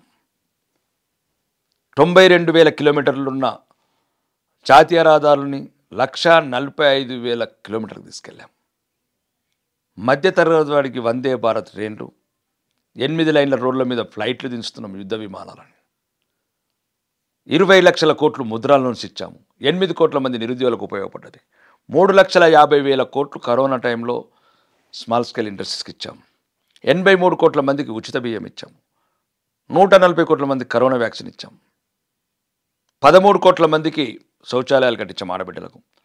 9 కోట్ల మందికి ఉజ్వల గ్యాస్ కనెక్షన్ ఇచ్చాం. 4 కోట్ల మందికి ప్రధానమంత్రి ఆవాస్ యోజన కింద పేదవాళ్ళకి ఇల్లు కట్టించాం. 53 కోట్ల జన్ధన్ ఖాతాలు పెట్టాం. 60 ఏళ్లలో పేదవాడి ఖాతా లేని దేశం ఇది. సో ఇప్పుడు బీఆర్ఎస్ అవసరం లేదా అసలు బీజేపీకి? ఇంకా ఇన్ని చేశారు. బీజేపీకి ఒకటి ధర్మం, ధర్మం ఒక్కటే బీజేపీ లక్ష్యం, దేశ భద్రతనే బీజేపీ లక్ష్యం. రెడ్డి సాబ్ ఇప్పుడు పుష్ప సినిమా చూసిండ్రు, పుష్ప 2 వస్తుంది, అందులో కీలకంగా ఉంది అంతా రెడ్ శాండర్స్. రెడ్డి సాబ్ చేసింది కూడా రెడ్ శాండర్స్ వ్యాపారమే కదా? చేస్తున్నాను కూడా. ఏంటి అందులో అదంతా ఇల్లీగల్ అయింది, లేకుంటే గతంలో కూడా పర్యావరణానికి హాని కలిగించేస్తున్నారు, అడవుల్ని నరికేస్తున్నారు అనేది మీకెందుకు ఓన్లీ రెడ్ శాండర్ వేసి వెళ్ళాలనిపించింది మీకు? That is different. ఒకటి ఏంటంటే మేము చేసేది ప్రభుత్వం, ఎవరైతే ప్రభుత్వ అధినేతలు అమ్ముతారు ముఖ్యమంత్రులు, అది కొంటాం. వాళ్ళు కూడా ప్రభుత్వం ఏంటంటే ఏదైతే స్మగ్లర్లు స్మగ్లింగ్ చేస్తూ ఉంటే పట్టుబడ్డది సీజింగ్ చేసి కాన్ఫిస్కేటెడ్ చేసి కోర్టు ద్వారా దాన్ని అప్పుడు గ్లోబల్ టెండర్స్ కాల్ఫర్ చేసి వేలం వేసి అమ్ముతారు. ఆ వేలంలో మేము కొంటాం. ఇప్పుడు ఎట్లయితే తుపాకులు, రివాల్వర్ లైసెన్స్డ్ షాప్ ఉంది, లైసెన్స్ వాళ్ళకి అమ్ముతారు. అట్లా మాకు లైసెన్స్ ఉంది కాబట్టి మాకు అమ్ముతారు. బిడ్డింగ్ చేస్తాం. జపానీసు, సింగపూరు, చైనా వాళ్ళు ఎట్లా బిడ్డింగ్ చేస్తారో మేము బిడ్డింగ్ చేస్తాం. ఎట్లయితే సేకరించుకొని వస్తారో రెడ్ శాండర్లను ఎట్లా కట్ చేసుకొని తీసుకొని వస్తారో అవన్నీ పుష్పాలు చూపించి అట్లనే అవుతుంది అనుకుంటున్నారు. మీ ఎక్స్పీరియన్స్ ఏంటి? దానివల్ల మన పవన్ కళ్యాణ్ గారు అన్నట్లు అడవికి బాగా నష్టం జరిగింది ఆ మూవీ వల్ల. పెరిగితే అల్లు అర్జున్ ఆస్తి పెరిగిండొచ్చు, కానీ ఆ మూవీ వల్ల మాత్రం బాగా నష్టం జరిగింది అడవికి. ఉన్నది చూపించిండ్రు అనుకుంటున్నారు. 99% అబద్ధమే దాంట్లో. సుమారు 10 లక్షలు కూడా ఉండదు. మీరు వెళ్ళండి మార్కెట్, మీరు కూడా కొనుక్కోవచ్చు. అది ఆల్రెడీ రైతులు పండిస్తారు అక్కడ, రొటీన్ అక్కడ. దాన్ని ఏదో బూమింగ్ చేసి బుమ్రాంగ్ చేసి చూపించాడు. మీరు ఇప్పుడు కూడా అందరు ఛానల్, మన ఎవరో వంశీ ఏం ఛానల్ అది, ఏదో ఛానల్ మహాన్యూస్ ఏదో చూశాను నేను షాక్ తిన్నాను ఆయన మాట్లాడుతుంటే. 2 కోట్లు ఇక్కడ పోతుంది, 4 కోట్లు, 10 లక్షలు కూడా కొనేవాళ్ళు లేడు ఇప్పుడు. ఈ రకమైన బుమ్రాంగ్ వల్ల యువత ఏదైతే పెడదోవన పడుతుంది, ముందే నిరుద్యోగం, మళ్ళా ఇక్కడ కొద్దిగా సరైన మధ్యతరగతి కొన్ని రకరకాల గ్రామాలలో సరిగ్గా ఉపాధి ఉండదు. వాళ్ళందరికీ ఇది ఒక రెచ్చగొట్టినట్లయింది, లేని ఆలోచన క్రియేట్ చేసినట్లయింది. దానివల్ల ఏమొస్తుంది, అడవికి నష్టమే. ఏం లేదు, డిపార్ట్మెంట్ బాగా స్ట్రాంగ్ ఉంటుంది, విజిలెన్స్ జరిగే ఎన్ని ఉన్నాయి. ఇప్పుడు దొంగసారా లేదా, గంజాయి అమ్ముతలేరా, అంటే డిపార్ట్మెంట్ లేవా ఉన్నాయి కదా. విజిలెన్స్ ఉంది, టాస్క్ ఫోర్స్ ఉంది, అయినా కొన్ని జరుగుతాయి ఈ వ్యవస్థలో. అది కూడా అక్కడక్కడ జరుగుతూ ఉంటుంది. మ్యాక్సిమం డిపార్ట్మెంట్ కంట్రోల్ చేసినారు దాన్ని. ఏదో సింపుల్ అక్కడ ఏంటంటే అది ఒక చైనా జపాన్లో దాని మీద వాడు ఇష్టం పెంచుకున్నాడు. దే ఫీల్ గుడ్ లక్ అన్నప్పుడు ఆటోమేటిక్గా కొద్దిగా మార్కెటింగ్ ఉంటుంది. అది మామూలు అదొక కర్రలాగా అదొక కర్ర, మామూలు కర్ర, ఎర్రచందనం. ఎందుకని రెడ్డి సాబ్ దాని మీద మనసు పడ్డది? మనసు ఏం లేదు నాకప్పుడు. ఆ సమయంలో నాకు దాని గురించి నా ఫ్రెండ్స్ దుబాయ్లో పరిచయం అయ్యారు, జపానీసు. వాళ్ళు చెప్పారు అప్పటికే గవర్నమెంట్ యాక్షన్, నేను పుట్టకముందే యాక్షన్ పెడుతుంది గవర్నమెంట్, 70 నుంచే పెడుతుంది, 1970 నుంచే గవర్నమెంట్ యాక్షన్ పెడుతుంది. జపాన్ వాళ్ళు కొనేవాళ్ళు, జపాన్ వాళ్ళతో పరిచయం అయితే ఇట్లా మీ దగ్గర ఉంటుందంటే, అసలు నాకు కూడా తెలియదు, నా ప్రాంతం వచ్చి తెలంగాణ కాబట్టి దాన్ని ట్రై చేస్తే ఏంటంటే ఇండియన్స్ ఎవరు లేరు. అప్పుడు గౌరవనీయ ముఖ్యమంత్రి చంద్రబాబు నాయుడు గారు ఉండేవాళ్ళు. వాళ్ళని వెళ్ళి అప్రోచ్ కావడం జరిగింది. దానికి సంబంధించిన లైసెన్స్లు అన్నీ తీసుకున్నాను. చాలా ఇబ్బందులు అయినాయి దానికి, ఎందుకంటే లైసెన్స్లో నాకు కొత్తగా చిన్న వయసు. చంద్రబాబు నాయుడు గారు ఇచ్చారు ముందు 100 టన్నులు, తర్వాత వైఎస్ రాజశేఖర రెడ్డి గారు ఇచ్చారు బిడ్డింగ్, తర్వాత అందరు ముఖ్యమంత్రి, జనరల్గా ముఖ్యమంత్రి చూస్తారు ఆ ఫైల్స్ అన్నీ. అది కొద్దిగా సెన్సిటివ్ ఐటమ్, రిస్ట్రిక్టెడ్, పెద్ద కమిటీ ఉంటుంది, 6 సెక్రటరీలు ఉంటారు, ఐఏఎస్ ఆఫీసర్స్. దాన్ని మొత్తం ఆంధ్రప్రదేశ్ ఫారెస్ట్ డెవలప్మెంట్ కార్పొరేషనే ఎక్స్పోర్ట్ చేస్తుంది. ఎక్కడ మా ఇన్వాల్వ్మెంట్ ఉండదు, ఎక్కడ 1% కూడా ఇన్వాల్వ్మెంట్ ఉండదు మాది. A to Z 100% government control. Even export చేసే వరకు కూడా మాకు 1% ఇన్వాల్వ్మెంట్ ఉంటుంది మాది. ఎక్స్పోర్ట్ అయినాక ఒక షిప్పింగ్ బిల్ మా చేతులకి ఇస్తారు అంతే, అది మేము ఫారిన్ బయర్స్కి ఇచ్చేస్తాం అంతే. సో లీగల్ అంతా ఎవ్రీథింగ్. అంటే గవర్నమెంట్ చేసేది లీగల్ అయితే మేము లీగలే, మరి చంద్రబాబు నాయుడు ఇల్లీగల్ అయితే మేము ఇల్లీగల్. సినిమా మాత్రం చాలా సమాజానికి హాని చేసింది. అంటే హాని చేసిందంటే ఉన్నది చూపించలేదా? ఉన్నది చూస్తే ఏం కాదు. ఉన్నది ఇప్పుడు దాంట్లో 1 కోటి రూపాయలు చూపించాడు, 5 లక్షలు కూడా కొంటలేడు వాడు. 5 లక్షలు కొంటే వాడు ఓటు దాంట్లోకి, ఇంత కష్టపడి 5 లక్షల గురించి ఎందుకు పోవాలనుకుంటాడు. దానివల్ల అల్లు అర్జున్ ఆస్తులు పెరిగినాయి, ఆడేవాడు డైరెక్టర్ సుకుమార్ ఆస్తులు పెరిగినాయి తప్ప. దానికి కావాలంటే నిజ నిర్ధారణ కమిటీ ఇప్పుడు పోవచ్చు అక్కడ మొత్తం 4 జిల్లాలలో కొన్ని వందలాది వేలాది టన్నులు పడి ఉన్నది, అక్కడ కొనుక్కునేవాడు లేక. సో పుష్ప 1 చూసిండ్రు, 2 కూడా చూస్తారు అయితే? 3 కూడా వస్తుంది, ఏముంటుంది చూస్తారండి. ఇప్పుడు అవుతారా పిక్చర్లు చూడటం ఏముంటుంది, 99% పిక్చర్లు చూడను. జనరల్గా చూశాను అసలు ఏం తీశారు. ఒకటి ఏంటంటే అక్కడ సరైన ఉపాధి అవకాశాలు కూడా లేవు ఆ ప్రాంతంలో, పేదరికం ఎక్కువ ఉంది. పేదవాడికి ఏం కనబడుతుంది అంటే కళ్ళ ముందు ఏదో ఒక చెట్టును కొడితే 10,000 వస్తాయి కదని వాడు ఆశపడతాడు. వాడికి సరైన ఉపాధి ఉంటే ఆ చెట్టును కొట్టాడు, ఆ చెట్టు విలువ తెలుసుకుంటాడు. అది ప్రభుత్వాల వైఫల్యం కూడా అదంట. కొద్దిగా చెట్లు అడవి నరకటానికి ప్రజలు తయారవుతున్నారంటే మనం సరైన ఉపాధి అవకాశాలు చూపించలేదు, సరైన అడవి గురించి వాళ్ళకి అవగాహన పెంచలేదు అంతే. ఇప్పుడు మనం గల్ఫ్ సమస్యల గురించి మాట్లాడుకుంటున్నప్పుడు అక్కడ బాధితులు చాలామంది ఉన్నారు. వాళ్ళకంటూ ఒక ఎన్ఆర్ఐ పాలసీ ఉండాలి అనేది, లేకుంటే అక్కడ ఏం జరుగుతుంది, సమస్యలు, అవకతలు, వీటన్నిటి మీద ఒక మానిటరింగ్ ఉండాలి. బోర్డు అన్ని ఏళ్ల నుంచి అట్లా కొనసాగుతూనే వస్తుంది కదా. మీరు అక్కడ వర్క్ చేసి వచ్చిండ్రు, ఆ తర్వాత అక్కడి నుంచి డెవలప్ అయ్యి వచ్చిండ్రు మీరు. ఇప్పుడు నిజంగా మనం ఎన్ఆర్ఐ పాలసీ మన రాష్ట్రం కేంద్ర ప్రభుత్వం పెట్టి అక్కడ ఉన్నటువంటి మన వాళ్ళ కష్టాలు బాధితులను తెలుసుకుంటుందా? అంటే ఇప్పుడు ఫస్ట్ మా దురదృష్టం మా ఉత్తర తెలంగాణ ముఖ్యమంత్రి లేకపోవడం. కన్నవాడికి తెలుసు సంతానం సంగతి, కన్న ప్రేమ, పెంచినోడికి తెలియదు. సవతి తండ్రికి తెలియదు. ఇప్పుడు రేవంత్ రెడ్డి అనేవాడు మా సవతి తండ్రి ఉత్తర తెలంగాణకు. రేవంత్ రెడ్డి కావచ్చు, దక్షిణ తెలంగాణ మంత్రులు కావచ్చు, మా ఉత్తర తెలంగాణ మీద పగబట్టిన నాయకులలో ఆ సమస్య మొత్తానికి వాళ్ళకి తెలియదు. నేను తెలంగాణ అసెంబ్లీలో మాట్లాడింది కూడా అదే. సుమారు 2 తరాలుగా నరకం అనుభవిస్తున్నాం మేము. సుమారు 15 లక్షల మంది ఇప్పటికీ తల్లికి దూరమై, పల్లెకు దూరమై, పిల్లలకు దూరమై, ఊరుకు దూరమై, దేశానికి దూరమై, ఎండటి ఎండల్లో 50-60 డిగ్రీల ఎండలలో చెమట కన్నీటి చుక్కలు కలిసిపోయి రక్తంని కార్చి శ్రమ చేస్తే వారికి భద్రత లేదు. సుమారు ఆ ఎండలకు దాలలేక వందలాది మంది శవాలు ఇంకా పెట్టెలలో హాస్పిటల్లో ఉన్నాయి. అక్కడ నిన్నగాక మొన్న మా పక్కన ఇప్పుడు నేనే ఒక వన్ వీక్ లోపలే 3 తెప్పించాను. ఒక దుఃఖము, ఒక ఆవేదన. అప్పుడప్పుడు అనిపిస్తుంది దక్షిణ తెలంగాణ వాళ్ళు కూడా కొద్దిమంది చేస్తే బాగుంటుంది. ఆ దుఃఖం వాళ్ళకి అంటుంది, కానీ లేదు వాళ్ళకు. అట్లా కూడా చెప్పాను, దక్షిణ మీకు ఏ వలసలను ఉండొచ్చు, కానీ గల్పుకు వలసలు లేవండి. కానీ పట్టించుకున్న వాళ్ళు లేడు. ప్రతి ప్రభుత్వం వాళ్ళని వాడుకోవటమే. ఇప్పుడున్న మంత్రులు కూడా అక్కడి లేబర్ క్యాంపులల్లో వాళ్ళ అమాయకత్వాన్ని ఆసరా చేసుకొని కాంగ్రెస్ ప్రభుత్వం మేనిఫెస్టోలో పెట్టింది 500 కోట్లు. ఆ దుబాయి, బొంబాయి, సూరత్ అనుకుంటున్న మాజీ ముఖ్యమంత్రి ఆయనకు కనికరం రాలేదు, కానీ 7 లక్షల కోట్ల అప్పు మాత్రం చేశాడు. ఆ గల్పులున్న 15 లక్షల మంది కూడా అప్పు చేశారు వీళ్ళు. వాడికి ఎటువంటి సౌకర్యాలు లేకుండా, ఎటువంటి బెనిఫిట్స్ ఇవ్వకుండా. కాబట్టి ఒకటి, ముఖ్యమంత్రి మీద అయితే మొన్న చెప్పాను, నమ్మకం ఉంది చేస్తాడని. చేయకపోతే మాత్రం ఎన్నడో ఒకరోజు ఉత్తర తెలంగాణ అతన్ని ముఖ్యమంత్రి చేసుకుంటాం. గల్పు బిడ్డలకు కావాల్సిన గల్పు బోర్డు కావచ్చు, సౌదీ లాంటి చోట, దుబాయ్ లాంటి చోట తెలంగాణ భవన్లు నిర్మించుకుంటాం. అక్కడ వైద్యానికి నోచుకొని బిడ్డలకు వైద్యం అందిస్తాం. ఉత్తర తెలంగాణ ముఖ్యమంత్రిని చేసుకున్న తర్వాత మా సమస్యలు పరిష్కారం అవుతాయని మా ప్రగాఢ నమ్మకం. ఒకటి, ఎడారి బిడ్డల ఏడుపులు, వాళ్ళ కన్నీళ్ళు చూసేది ఒకటి మాలాంటి వాళ్ళమే. కాబట్టి మా ప్రాంతంలో ఉన్న ఎమ్మెల్యేలు కూడా మర్చిపోయారు వాళ్ళని. ప్రతి ఒక్కరు మోసం చేశారు వాళ్ళని. కులం అనొకడు, ప్రాంతం అనొకడు, పార్టీ అనొకడు. బొగ్గుబాయి, బొంబాయి, దుబాయ్ అన్న ఫామ్ హౌస్లో ఉన్న దొర కనికరం చూపలేదు. రాజకుటుంబము, రాజ్యాలైన రాజకుటుంబం పోయి దుబాయ్లో ఎంజాయ్ చేసి వచ్చిండ్రు, బుర్జు ఖలీఫాలు చూసి వచ్చిండ్రు తప్ప సోనాపూర్లో ఉన్న లేబర్ క్యాంప్ల బిడ్డల గురించి పట్టించుకోలేదు. కాబట్టి అక్కడ ఏం లేదండి, ఇట్స్ వెరీ సింపుల్. 1,80,000 కోట్ల విదేశీ మార్గద్రవ్యం పంపారు వాళ్ళు 10 ఏళ్లలో. మా గవర్నమెంట్కి సుమారు స్థానిక సంస్థల పన్నుల వల్ల 15,000 కోట్ల రూపాయలు వచ్చినాయి రాష్ట్ర ప్రభుత్వ ఆదాయం.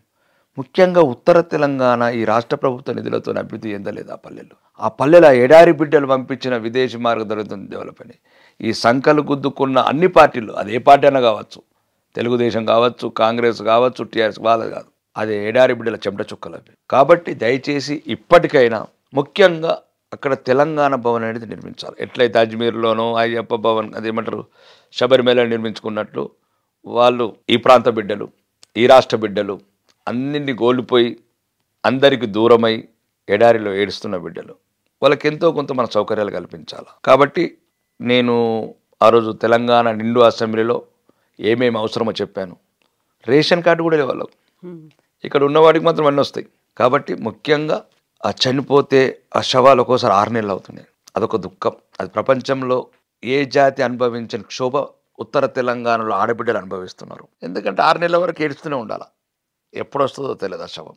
అదొక ఒకటి, అది వర్ణించలేని బాధ అది. రెండోది, చిన్న చిన్న తప్పులకు జైళ్ళల్లో ఉంటున్నారు.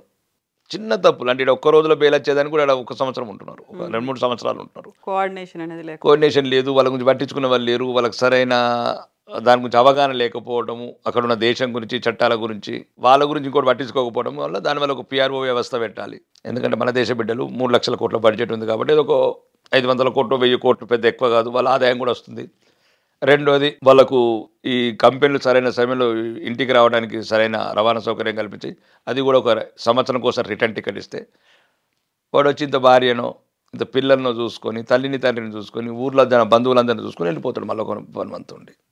ఎందుకంటే ఇప్పుడు ఏదో రైతు బంధాన్ని ఇస్తున్నాము, ఆ బంధాన్ని ఇస్తున్నాము, లేకపోతే ఏదో రకరకాల సౌకర్యాలు ఇస్తున్నాము, మాలాంటి బిజినెస్ మెన్లకు ఇన్సెంటివ్స్ ఇస్తున్నారు, వాడికి 15,000 ఉంటుంది రిటర్న్ టికెట్. కాబట్టి ఒకసారి వాడు తన ఆప్తులని బంధువులందరూ చూసుకుపోతాడు, అదొకటి. ఇంకా ఈ ఏదైతే చనిపోయేది చాలా దారుణంగా ఉంది. ముందే అప్పులు చేసిపోతున్నారు, మళ్ళా అప్పుల పాలేసి వస్తున్నారు. ఆ శవం తీసుకురావడానికి కూడా డబ్బులు ఉండలేవు. ఇప్పుడు మేమే సుమారు ఎన్నో తెప్పిస్తున్నాం. అక్కడ ఉన్న ఆర్గనైజేషన్స్ చాలామంది, ఇప్పుడు సౌదీలో ఇక్బాల్ అని ఉన్నాడు, ఇర్ఫాన్ అని ఉన్నాడు, దుబాయ్లో మహేందర్ రెడ్డి అన్నాడు, ఇక నంగి దేవేందర్ రెడ్డి, భీమారెడ్డి అని ఇట్లా అందరూ హెల్ప్ తీసుకుంటున్నాం మేము. చాలామంది అక్కడ ఒక్కొక్క, ఇప్పుడు మన బైరెన్లకి వెళ్ళి ఒక శవం తీసుకొచ్చినాం అంటే అక్కడ ఉన్న వాళ్ళని హెల్ప్ తీసుకుంటాం. కానీ అదే గవర్నమెంట్ అయితే మాకు ఈజీగా ఉంటుంది. రెండోది ఏంటంటే మేమేమంటున్నామంటే ప్రధాన డిమాండ్ ఏంటంటే ఏ రోజైతే శవం వస్తుందో శంషాబాద్ ఎయిర్పోర్ట్కు అక్కడనే 10 లక్షల చెక్కు, అదొక వాహనము ఏమంటారు, ఆ వైకుంఠ ఒక పూలతోని. ఎందుకంటే వాడు ఆ దేశం గురించి ఆర్మీని ఎట్లయితే దేశ సేవ చేసిండో వీడు ఆర్థిక సైనికుడు. ఈ దేశాన్ని బలోపేతం చేయడానికి ఎట్లయితే సైనికులకు మనం సైనిక లాంఛనాలతో దాన్ని సమరం చేస్తామో, ఏ రోజైతే ఎడారి బిడ్డ శవమయ్య పెట్టెలో శంషాబాద్ ఎయిర్పోర్ట్కు రాగానే దౌర్భాగ్యులు, దురదృష్టవంతులు, ఏ ప్రేమకు నోచుకొని వాళ్ళు, ఎన్నో ఆశలతో ఎడారిలోకి వెళ్ళిన వాళ్ళు, ఆశలు బొమ్మై ఆశువులు వాసి అనాథ శవాల్లాగా వస్తున్న ఆ బిడ్డలకు, మా ఉత్తర తెలంగాణ బిడ్డలకు శంషాబాద్ ఎయిర్పోర్ట్లోనే ప్రభుత్వ లాంఛనాలతో అతని శవాన్ని తీసుకెళ్ళి స్వస్థలానికి దాన సంస్కారాలు జరిపించాలి. అదే రోజు అక్కడనే ఎయిర్పోర్ట్లోని ఆ కుటుంబానికి భవిష్యత్తు ఆ బిడ్డలకు ఆసరగా 10 లక్షల తక్షణ సాయం ఇవ్వాలి. మళ్ళీ ఆ చదువులో కానీ ఆ కుటుంబానికి కానీ భవిష్యత్తులో ప్రభుత్వ పథకాలన్నింటిలో ప్రాధాన్యత ఇవ్వాలి అనేది ఒక ప్రధాన డిమాండు. దాన్ని ఈ సెప్టెంబర్ 17 లోపల ముఖ్యమంత్రి గారు గౌరవిస్తారు, కరుణిస్తారు అని ఉత్తర తెలంగాణ ప్రజల తరపున కోరుకుంటున్నా. చూస్తాం. जब भी नहीं सुनेगा तो अपना अपना रहेगा. जब जवाब कैसा देना है उत्तर तेलंगाना वाला बराबर देगा उसका जवाब. कोडंगल वाला को करीमनगर निजामाबाद वाला कैसा देते वैसे ही देगा हम लोग. Yes, thank you so much. Thank you, Andy. Thank you.